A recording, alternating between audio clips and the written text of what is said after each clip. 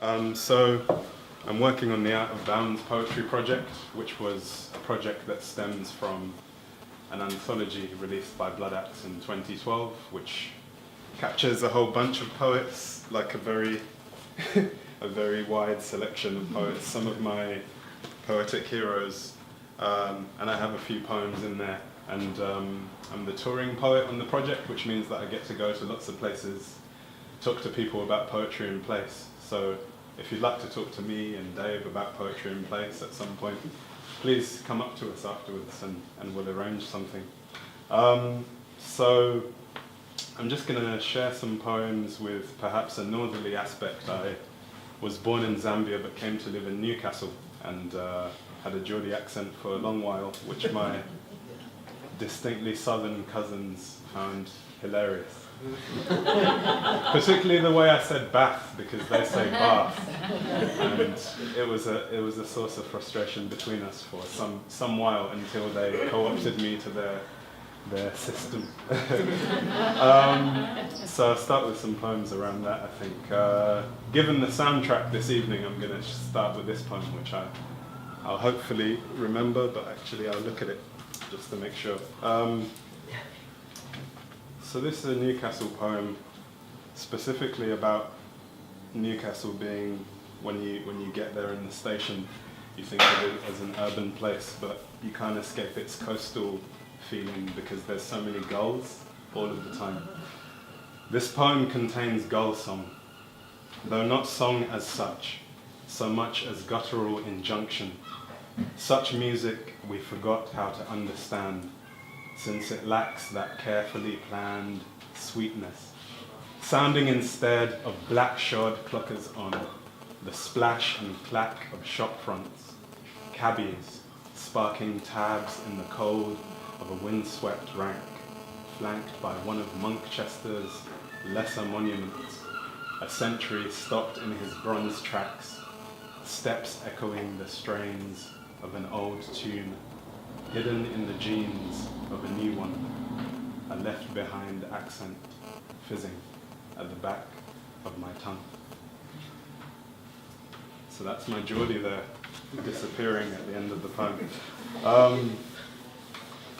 I really love any excuse to come to Scotland, to the extent that my journey here started yesterday at like 4:30 in the morning. I live in London now. 4:30 in the morning to Finsbury Park, then to Newcastle, then to Aberdeen, and then to here. And it doesn't feel like a long journey because I'm in Scotland. I love being here. It's as far north as I've been though. I was living for a little while on Argyll and Bute. There's an arts centre there called Cove Park. And it's very weird because it's next to Trident, but it's really beautiful at the same time. And I got really obsessed with the different weather that you would get at different times of the day, which I think maybe happens here too.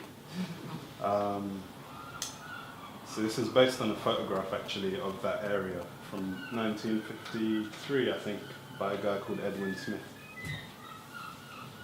Where night is a crow, troubling the surface of the water, and the light of morning is the breadth of a lover's gaze, and the lochside mist gives you back to landscape, I'll wait for you.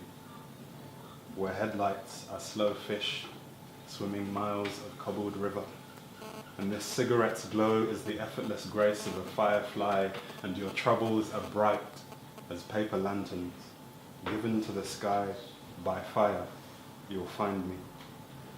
Where the ends of the earth are the view from a cabin window, and the past is an old song nobody knows how to sing anymore. And this moment is sudden rain, soaking you through to the skin. I'll meet you. I'll read some things from the anthology.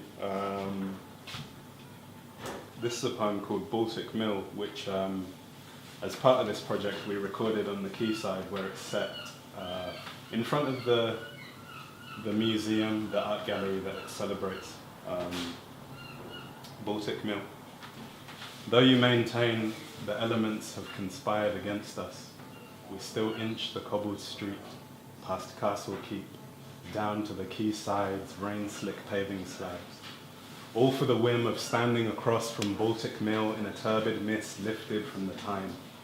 We planned to catch a talk at the Lying or the Biscuit, but pushed for time, plumped for this backstreet pizzeria.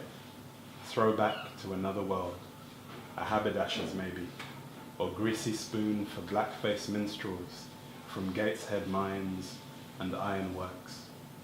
The North Sea wind chill bids us leave behind this city of faces cast in stories passed down, vestige of years when hundreds of miles stood between us. The exact course that brought us here is unimportant. It is that we met like this river, drawn from two sources, offered up our flaws, our sedimental selves. Thank you.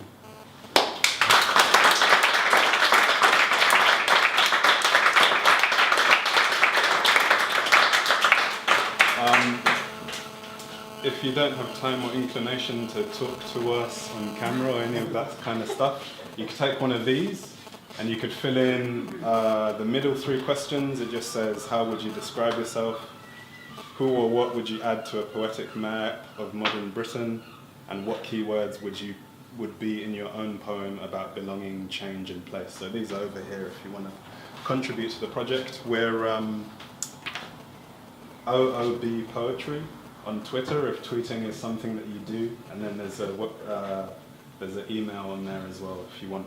And I think the recording from this evening, Dave is going to make available to Angie if you want to see yourself or like show yourself reading to your family on like a big TV, all that kind of stuff. But like I say, if you want to talk to us about poetics and place and Shetland, feel free. We're around. Thank you very much.